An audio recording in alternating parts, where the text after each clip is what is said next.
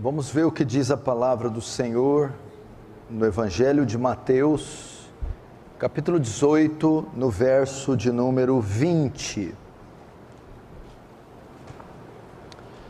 Porque onde estiverem 2 ou 3 reunidos em meu nome, ali estou no meio deles. Mais uma vez o 20. Porque onde estiver 2 ou 3 reunidos em meu nome, ali estou no meio deles. Palavras de Jesus. Vamos fechar os olhos e orar mais uma vez. Pai Santo, a Ti a honra, a glória, o louvor e o domínio. Diante de Ti nos colocamos, da Sua destra fiel, do Seu trono de glória, até a sala do Seu trono, pelos méritos de Cristo, pelo sangue de Cristo. Assiste-nos em nossas fraquezas. Tudo que pedimos é demonstração do poder e do Espírito Santo a despeito de nós. Mostra Teu poder, Senhor. Traz graça sobre graças neste culto. Temor e reverência. Que o Seu reino avance. Que o Senhor receba glória para si e nos conforme a imagem do Seu Filho. Em nome de Jesus. Amém. Queridos irmãos, quero falar com vocês essa noite sobre a igreja. Muitas pessoas creem que se reúnem para estudar em casa a Bíblia, ou creem que quando se reúnem em casa para estudar a Bíblia, ou para orar juntos, isso já é uma igreja, isso já é uma definição de igreja. Se você olhar na internet, muita gente comenta isso. Muita gente diz: eu não preciso estar junto de vocês em um templo, em um edifício no domingo às 7, para estar na igreja, pois o próprio Cristo diz em Mateus 18, 20, o texto que eu abri, onde 2 ou 3 estiver reunidos em minha presença, ali eu estarei. Então, se 2 ou mais irmãos se reunirem em casa para ler a Bíblia e orar, ou no ar livre, ou num sótão qualquer, ali já está a igreja. Já é a igreja. Então, não preciso de uma instituição num fim de semana, reunidos tal hora.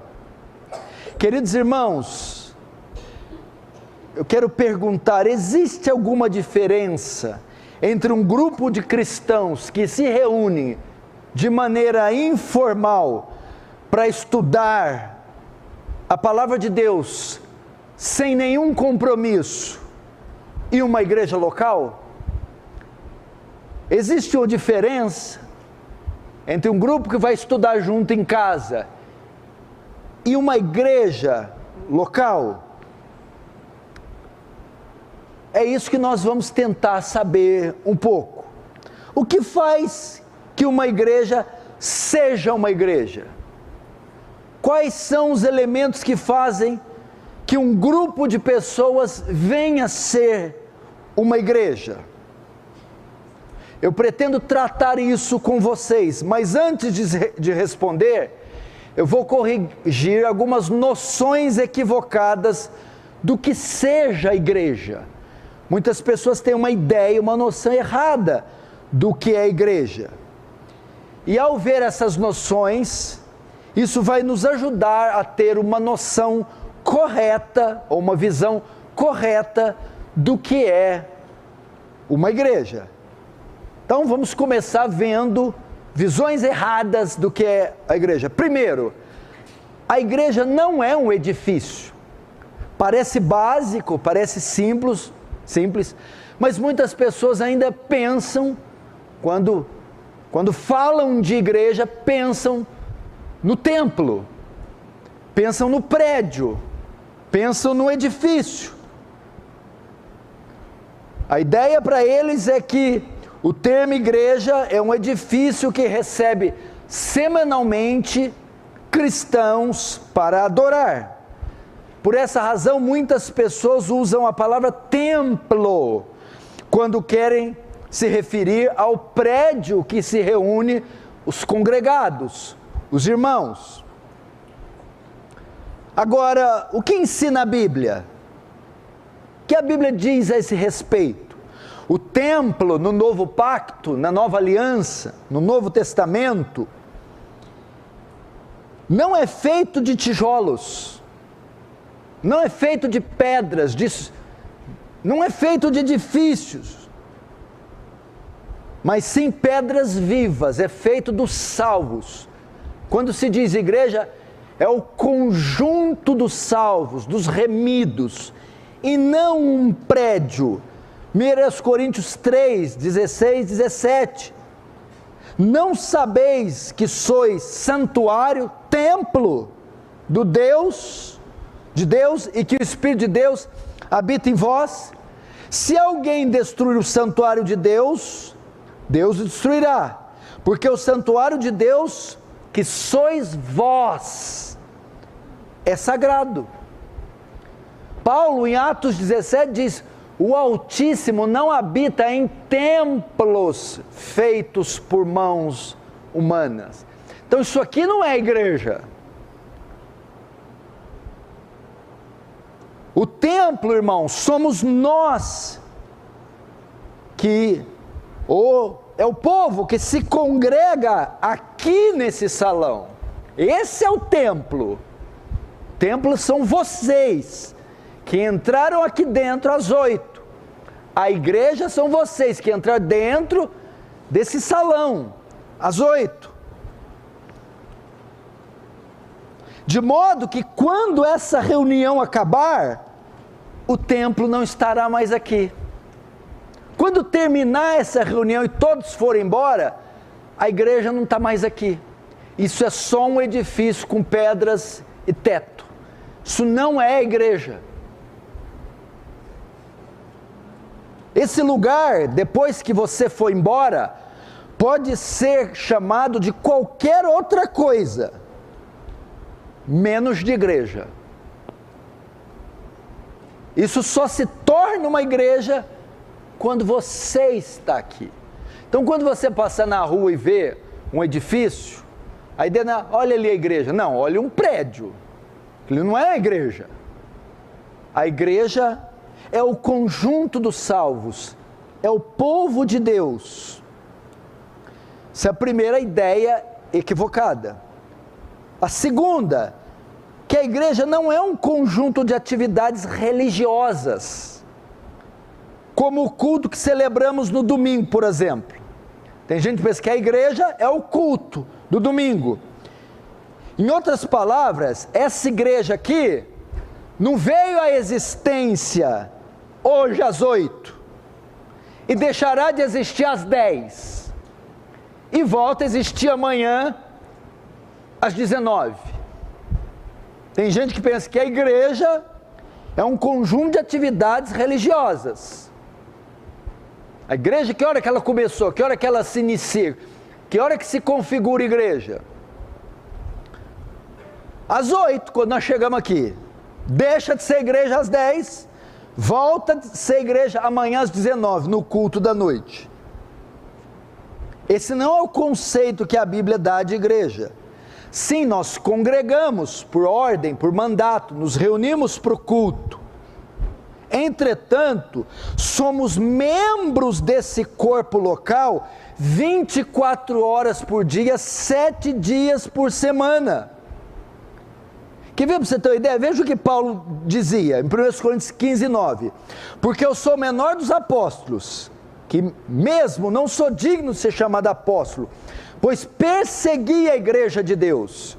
Quando Paulo fala perseguir a igreja, Paulo ficava domingo esperando 7 horas. Precisa esperar 7 horas para perseguir a igreja, porque 7 horas que é a igreja. Não, quando Paulo fala perseguir a igreja, ele está dizendo perseguir os crentes, todo tempo, todo horário, todo momento. ele combatia o crescimento da igreja, o avanço da igreja, fazendo todo tipo de mal a todos os dias. Então, não é um conjunto de atividades religiosas. Somos igreja antes do culto, durante o culto, depois do culto, somos igreja no feriado, somos igreja de manhã, de noite, somos igreja aqui e acolá. A igreja não se limita ao ambiente do culto. Terceira noção equivocada que muitos têm da igreja, é que a igreja são seus líderes. São seus líderes. Esse conceito aqui é meio problemático, porque nem sempre se crê nele a nível consciente. Como assim? Se nós questionássemos nas igrejas, ou aqui perguntando, quantos creem que a igreja são só os pastores? A maioria diria não. Mas na prática parece que nós entendemos de forma contrária, outra coisa. Quer ver? Por exemplo, se um membro da igreja não está bem, está mal, está desviando, está fraco, muitos pressupõem que os pastores são os únicos responsáveis por lidar com esse assunto. E se essa pessoa finalmente acaba se apartando do Senhor, saindo, desviando, é provável que muitos poucos membros da igreja se sintam responsáveis por isso. Vamos dizer, culpa dos pastores que não foram atrás. Mas é isso que o Novo Testamento diz sobre a igreja? Não. Os líderes têm sua função particular, mas eles não são a igreja. Fazem parte dela, mas a igreja não se limita somente a eles. Romanos 15:14 diz assim: e certo estou, meus irmãos, sim, eu mesmo, a vosso respeito, de que estáis possuídos de bondade, cheios de todo conhecimento, aptos para vos admoestardes uns aos outros. Paulo está mandando a carta para os pastores da igreja de Roma? Não, é toda a igreja. Vocês estão aptos para se preocuparem, exortarem, irem atrás uns dos outros. 1 Tessalonicenses 5,14, exortamo-vos também, irmãos, a que admoesteis os insubmissos, consoleis os desanimados, ampareis os fracos, sejais longânimos para com todos. Essa ordem aqui é para os pastores de Tessalônica, é para toda a igreja admoestar, consolar, amparar, toda a igreja. Então a ideia é que não, a igreja são só os líderes. Irmão, quando um crente dessa igreja visita um enfermo no hospital, ou admoesta, exorta o irmão, ele está fazendo como um membro desse corpo. É a igreja que está lá personificada nesse irmão. Aí vai um irmãozinho, a dona de casa, visitar a enferma. Aí a igreja não vem aqui me visitar, ninguém me dá bola para mim. Mas como não? É porque os pastores não vieram. Não, mas a irmã é a igreja, representa a igreja, está personificada pela igreja. Veja só, para você ter uma ideia como que pensam errado. Se por algum problema os líderes não estiverem presentes no funeral, no hospital, num problema do irmão, os líderes por acaso não conseguem estar, mas se um irmão da igreja está no lugar dos líderes, a igreja esteve presente, representada por este irmão, a igreja está lá. A igreja acolheu o irmão, a igreja orou para o irmão, amparou o irmão. Ah, mas o pastor não foi? Não, mas a igreja não é um pastor, não se limita ao pastor, ela foi representada por aquele irmão. Quer ver? Vou fazer uma pergunta. Se um pastor, se eu faltar do culto amanhã, por preguiça. Vou ficar vendo o Gugu amanhã. Fico esparramado no sofá, com o controle, a barriga para cima, comendo amendoim. Já comi 2 pacotes de amendoim. Dou aqueles arrotão, não vou na igreja não. Você acha um escândalo, não acha? Você acha, meu Deus, que escândalo. E se um irmãozinho simples fizer a mesma coisa? Você não acha um escândalo. Essa é uma ideia, mesmo que inconsciente, que a igreja é só líderes. Tanto o pastor como o irmão mais simples, é um escândalo fazer tal coisa.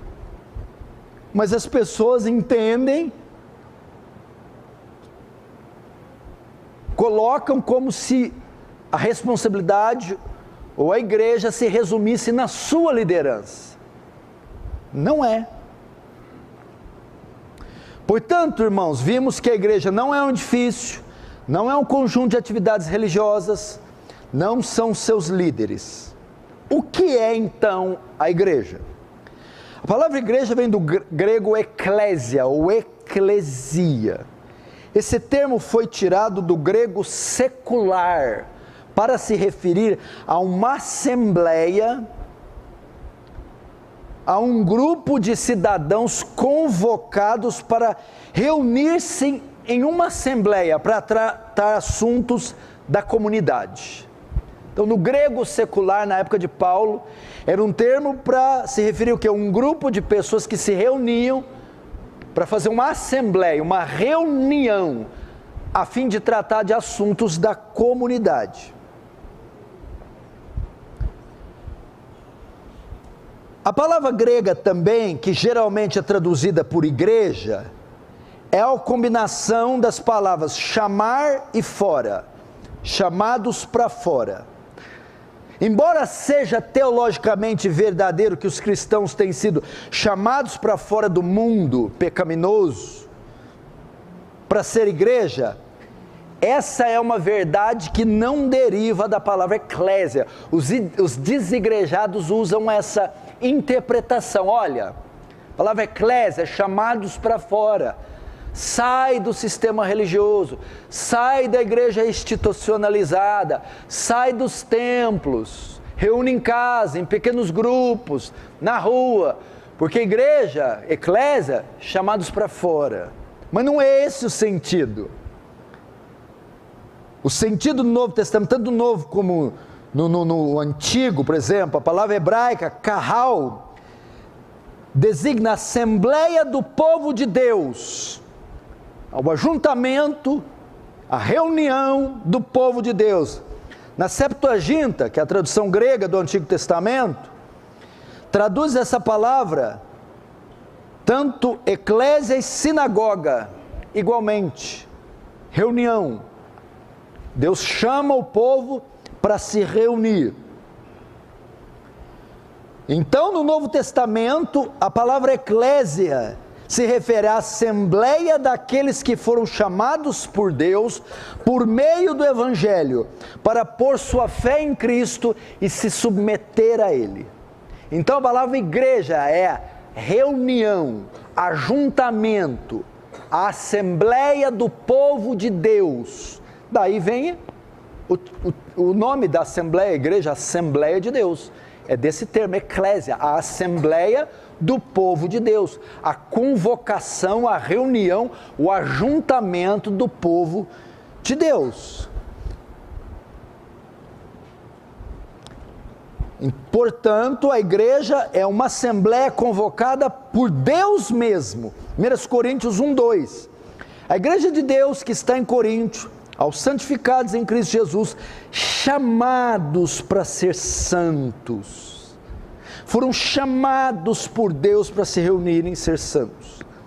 Luiz Berkoff destina o termo para dizer, num sentido geral, a palavra serve para denotar a totalidade dos salvos no mundo e que se reúnem para fins de culto, sob a direção de oficiais devidamente designados para isso. Confissões de fé, como eles definem o que é uma igreja local? Confissão de Fé Batista de 1689. Igreja local é definida assim: a igreja universal ou católica, católico quer dizer universal, que com respeito à obra interna do Espírito e da verdade da graça, pode ser chamada invisível. Consiste no número total dos eleitos, que já foram, estão sendo ou ainda serão chamados em Cristo, o cabeça de todos. A igreja é a esposa, o corpo é a plenitude daquele que é tudo em todos. John Piper define a igreja como: é um grupo de crentes batizados, comprometidos a cuidar um dos outros, que se reúnem regularmente para adorar a Deus, através de Jesus Cristo, para serem exortados pela palavra de Deus e para celebrar as ordenanças, batismo e ceia, debaixo da liderança de guias devidamente constituídos. Existem outras definições, mas aqui estão elementos essenciais que definem uma igreja. Portanto, a igreja local, ela é uma reunião daqueles que foram chamados. É um grupo de pessoas que creem e foram batizadas. Elas devem ser convertidas, devem crer, batismo no Espírito Santo.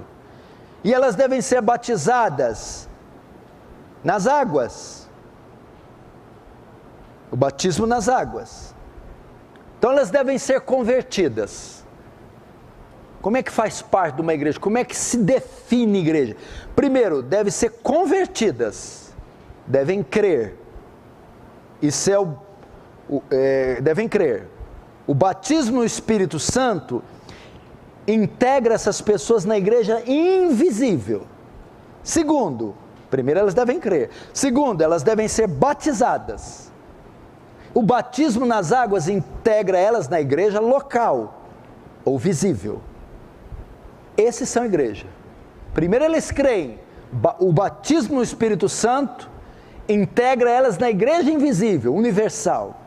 O batismo nas águas integra elas na igreja local, na igreja visível. É o que tem em Marcos 16, 15 e 16. E disse: ide por todo mundo e pregar o evangelho a toda criatura. Quem crer, devem ser convertidas. E for batizadas, batismo nas águas. Será salvo, quem não crer será condenado. A grande comissão foi a tarefa que o Senhor deu para a igreja de evangelizar todo mundo. Qual é a função da grande comissão? Chamar os eleitos, através da pregação, para serem batizados, para fazerem parte de uma igreja local, a fim de aprender todas as coisas que ele ensinou. Mateus 28, 19, 20. Ide, portanto, fazei discípulos de todas as nações, batizando-as em nome do Pai, do Filho e do Espírito Santo, ensinando-as a guardar todas as coisas que vos tenho ordenado. Eis que estou convosco todos os dias, até a consumação do século. Essa é a tarefa da grande comissão: chamar os eleitos, através da pregação. Para quê? Para serem batizados, a fim de fazerem parte de uma igreja local e aprender todas as coisas que ele ensinou. Então a tarefa da grande comissão é formar a igreja, através da pregação, se batizam, se integram à igreja.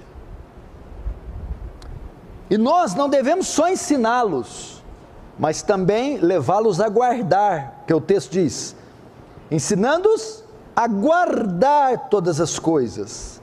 Ao nos tornarmos membros de uma igreja local, assumimos o compromisso de cuidarmos mutuamente um dos outros, devemos velar uns pelos outros. Isso é igreja. 1 Tessalonicenses 4,18, consolai-vos uns aos outros. Tiago 5,16, confessai seus pecados uns aos outros. Aqui está ensinando o quê? O que é ser igreja, e nossa responsabilidade como membros dessa igreja. Cuidar um dos outros, velar uns pelos outros.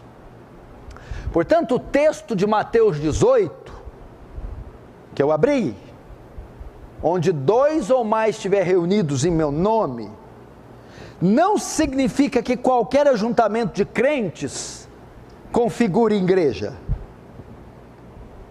Isso que eu estou discorrendo é para mostrar que aquele texto que os desigrejados usam, onde 2 ou mais estiver reunidos, é igreja. Não configura igreja. Porque no verso 15, do mesmo Mateus 18, da onde saiu o versículo, onde 2 ou mais estiver reunidos, o 15, que é um versículo anterior, faz parte do contexto. Está falando de disciplina, está mostrando que deve haver uma organização, um corpo de comprometidos, que disciplinam um ao outro, que exortam ao outro, que exclui membros, e não uma reunião esporádica, sem responsabilidade.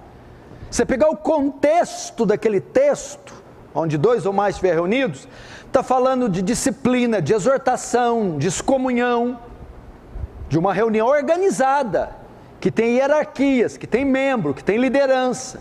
Não está falando de uma reunião num café, para falar de Deus.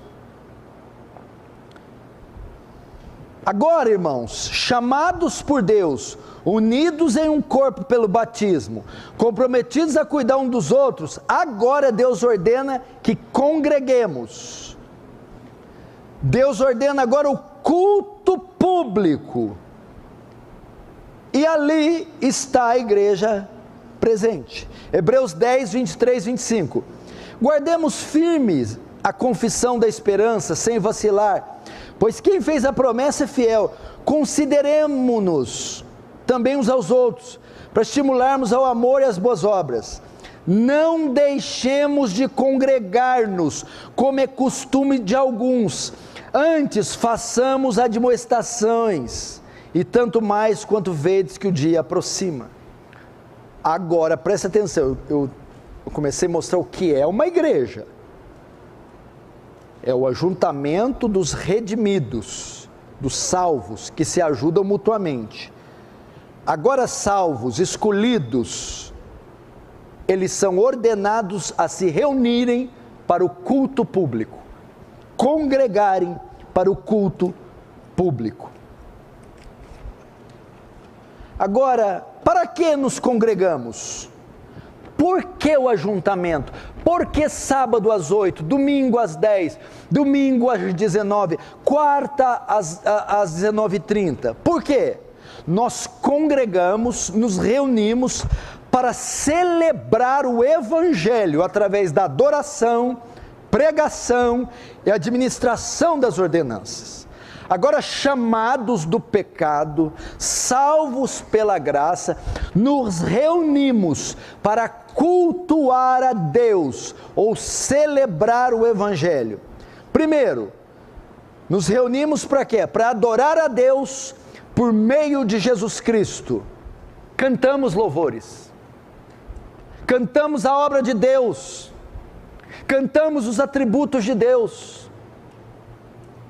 Então, um dos motivos de reunirmos é prestar adoração a Deus por meio de louvores.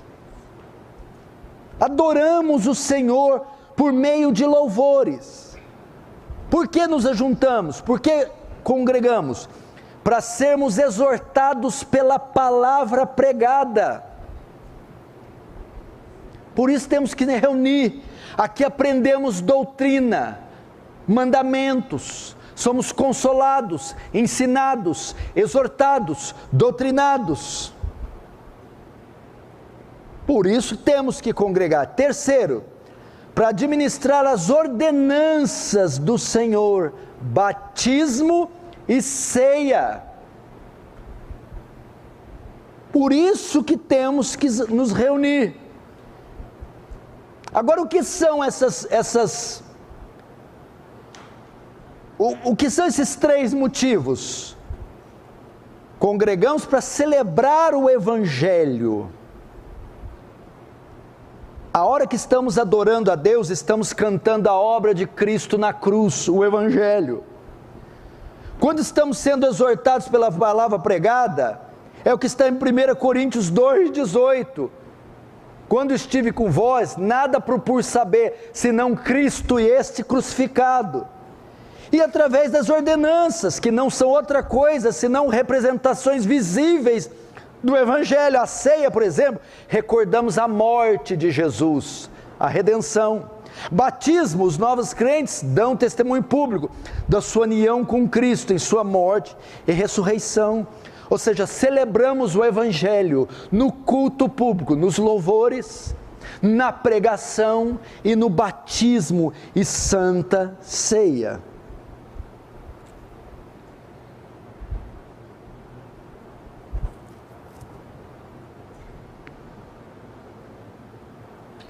J.C. Riley, falando sobre a igreja, diz assim: esta igreja é a que especialmente pertence, por direito, às honras e privilégios presentes e às promessas da glória futura.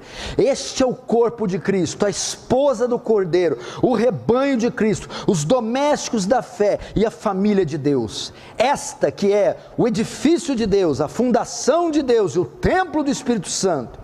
Esta é a igreja dos primogênitos, cujos nomes estão escritos no céu.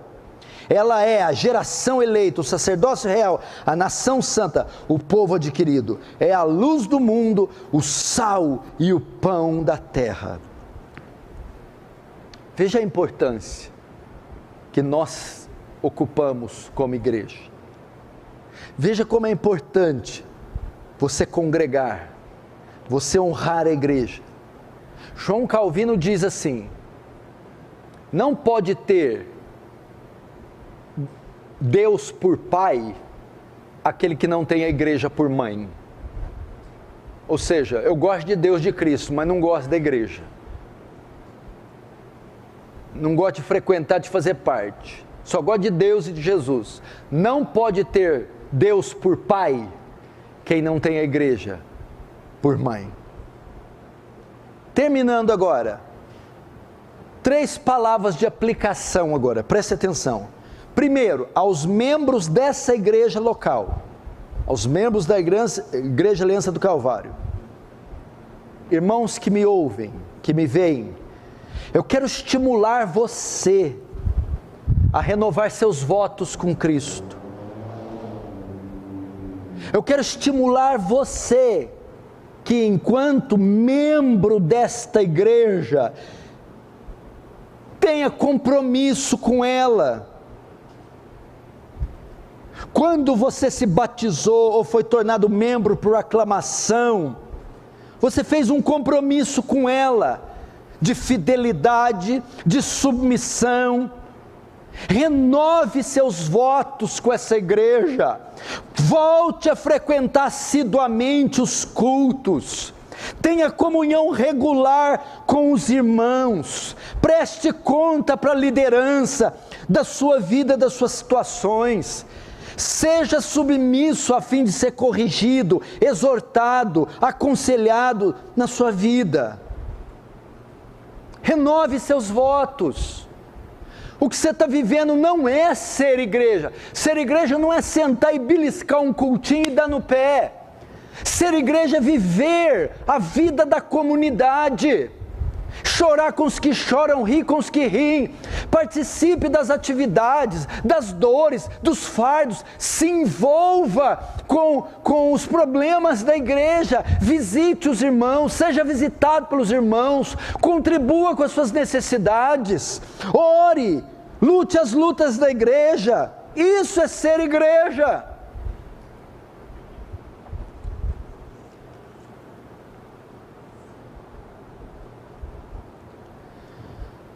Segunda palavra, quero me dirigir àqueles que professam ser cristãos, mas não são membros de igreja alguma. Sou crente, fiel em Jesus, mas não tenho compromisso com nem uma comunidade. Quero incentivar você, ou você que me ouve, a fazer parte de uma igreja local, a se integrar a uma igreja local,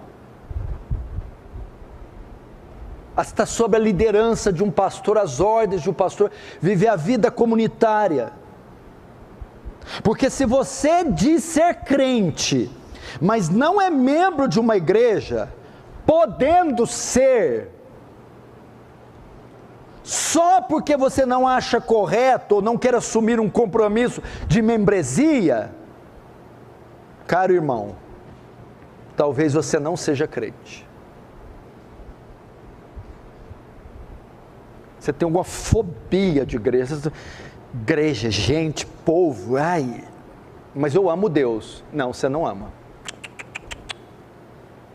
É a mesma coisa que dizer que ama a mim, mas não ama o Augusto, meu filho. Não amo o Felipe. Não, você não me ama, não. Aí eu amo Jesus, mas não amo a noiva dele. Noiva horrorosa, noiva linguaruda, feia, esse cabelo daquela noiva, ai, horror.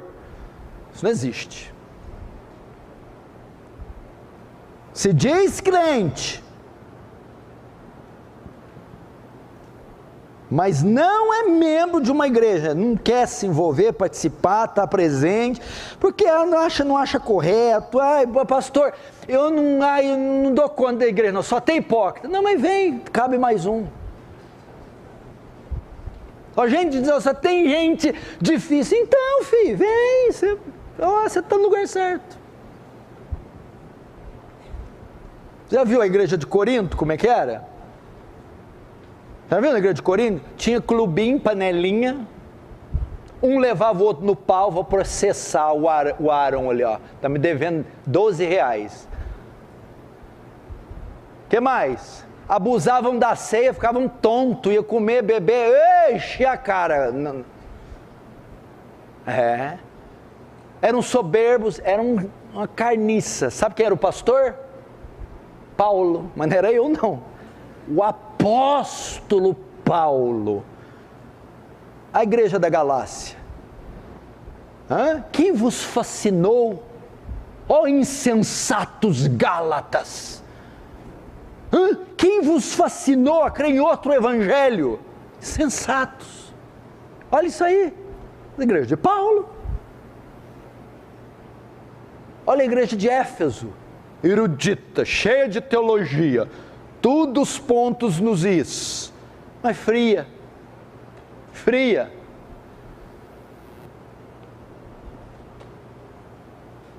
Talvez você não seja crente. Você é assim igual eu? Vamos lá. Vai chegando sábado, sexta-feira, vai te dando aquele negócio, o coração vai dando aquela acelerada, você fica... Irmãos, eu prego no Brasil e no mundo inteiro. Quando eu estou lá e começo os cultos, mas me dá uma saudade dessa igreja. Me dá uma vontade de estar aqui, louvando, pregando, ouvindo, orando, cantando, esbarrando com os irmãos. Mas é coisa... Meu Deus... Quer ver se você vai saber se é crente ou não? Na quarentena. Quando a gente foi impedido de cultuar. Teve irmão que estava entrando em depressão, parecia que tinha um pedaço te arrancado. O que era? Não estava podendo ir nos cultos, cantar louvores, tomar ceia, ouvir a palavra, ver os irmãos.